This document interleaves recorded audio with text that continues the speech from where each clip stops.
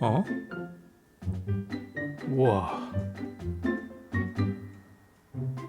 우와.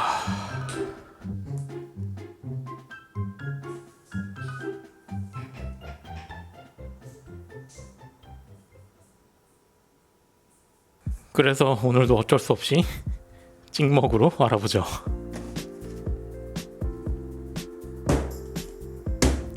협찬을 받았어요.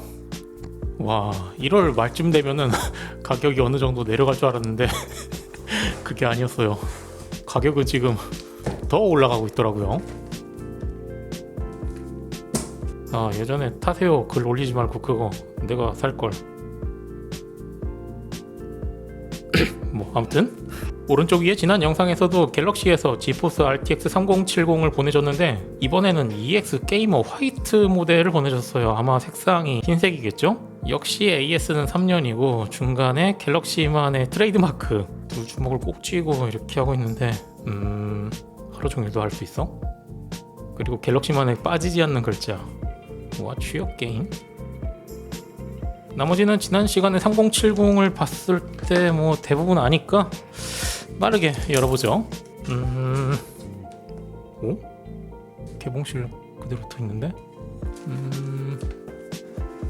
오, 여기도. 오, 리뷰용 제품 보내준 게 아니라 아예 새 제품을 보내줬네요.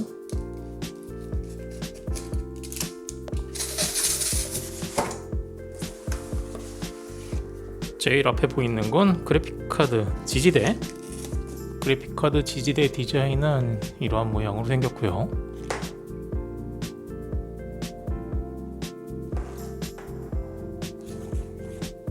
아마도 이쪽에 케이블이 붙어 있는 거 보니까 LED가 RGB 조명까지 싱크를 맞출 수 있고요.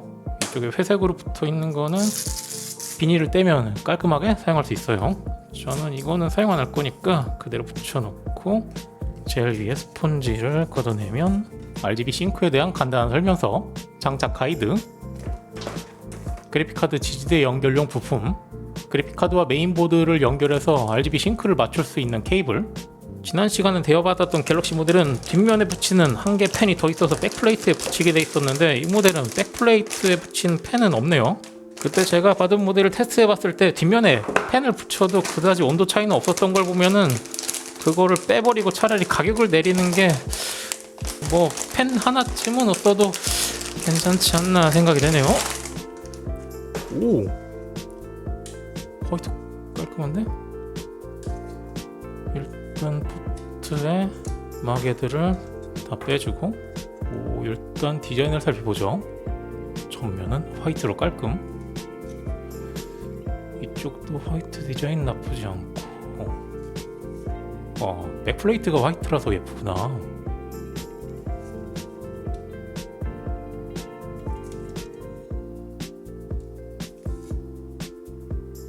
오, 새 제품이라 그런지 갤럭시 글자에 보민이 붙어 있는데 이거 내가 떼도 되나?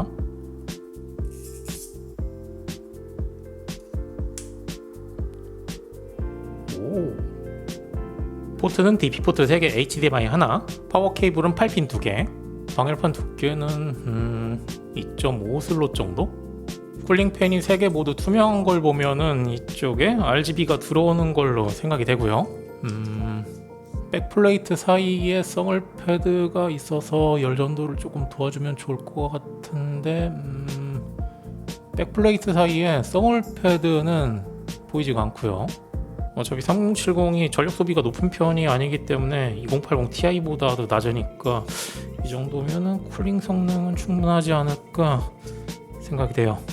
그리고 전원 포트 옆에 보면 RGB 케이블을 연결한 단자가 있는데 같이 들어있던 이 케이블을 한쪽은 메인보드, 한쪽은 그래픽카드에 연결을 해서 메인보드와 RGB 싱크를 맞출 수 있고요.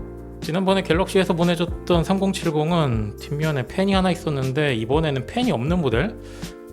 과연 온도는 어떻게 차이가 날지 한번 사용을 해보죠. 뭐 언제나 그렇듯 제가 사용하는 테스트용 케이스를 가져왔어.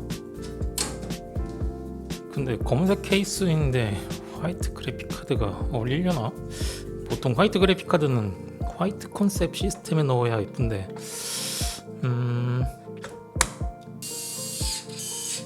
블랙 컨셉의 시스템이긴 하지만 화이트 그래픽카드 포인트가 잡혀 있으니까 그럭저럭 나쁘지 않은 느낌? 그리고 RGB 연동을 위해서 같이 들어있던 케이블을 한쪽은 여기에 연결해주고, 메인보드 RGB 5V 단자에 연결을 해주고, 언제나 그렇듯 대여 제품에는 불량이 없었으니까 뭐 이번에도 당연히 불량은 없을 걸로 생각이 되니까 파워 온. 부팅이 됐으니까 그래픽카드를 살펴보면 펜 쪽을 보면 펜이 멈춰 있는 거 보니까 제로 펜이 동작을 하고 있고 LED가 펜 쪽에서 나오고 있고요. 그래픽카드 두께는 2.5 슬롯, 대략 3 슬롯 정도를 차지하고 있고, 흰색의 상판 백플레이트,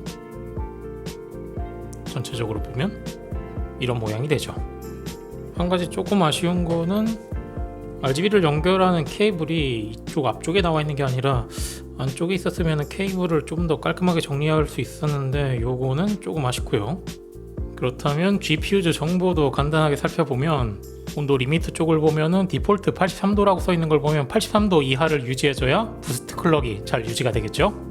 그리고 그래픽카드와 메인보드의 RGB 연동, 케이블로 연결되어 있으니까 연동을 시키기 위해서는 프로그램을 설치해주면 갤럭시 홈페이지에서 소프트웨어 익스트림 튜너 플러스를 들어가서 쭉 내려보면 익스트림 튜너 최신 버전을 다운로드 받아서 압축을 풀고 설치를 해줘요.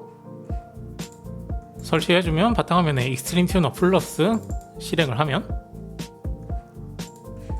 이렇게 메뉴에서 그래픽카드 정보, 오버클럭 세팅, 원클럭 OC, RGB 세팅, 그리고 펜 컨트롤까지 모두 가능한데 RGB 컨트롤 할 거니까 RGB 메뉴에 들어가서 메인보드와 그래픽카드의 RGB를 맞춰서 사용할 수가 있어요. 그리고 스마트폰에 어플을 깔아서 이 XD 버튼 눌러서 같은 네트워크 상에 있으면 펜 컨트롤, RGB 컨트롤, 원클릭 OC 이거를 다 스마트폰으로 컨트롤할 수 있는 방법도 있는데 이거는 오른쪽 위에 띄워드리는 지난 시간 영상에서 해봤으니까 넘어가기로 하죠.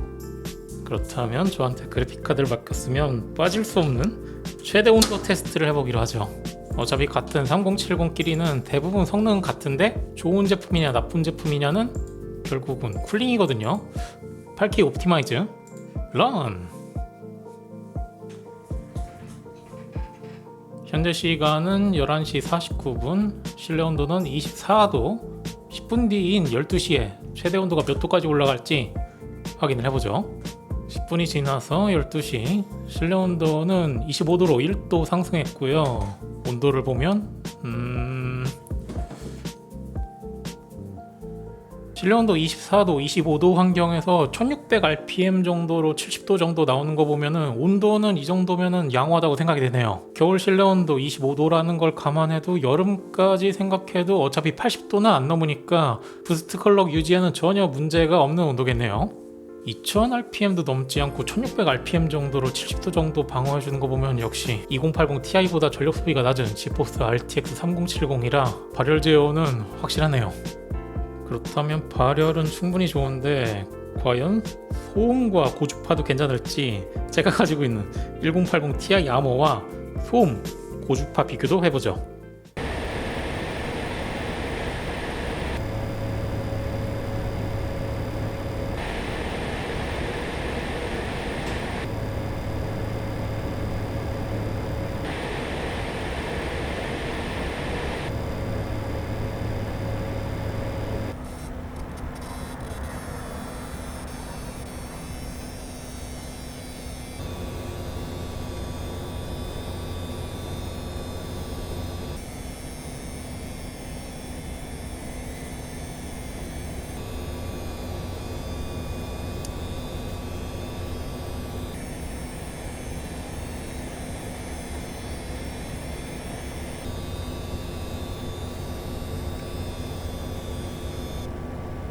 그렇다면 이 녀석의 기본적인 성능은 알아봤으니까 그렇다면 제가 궁금했던 걸 테스트 해보기로 하죠. 지난 시간에 알아봤던 지포스 익스피리언스의 실험적인 기능 허용, 잠시 다운로드를 기다리고 지포스 익스피리언스가 업데이트가 되죠. Alt Z를 누르고 성능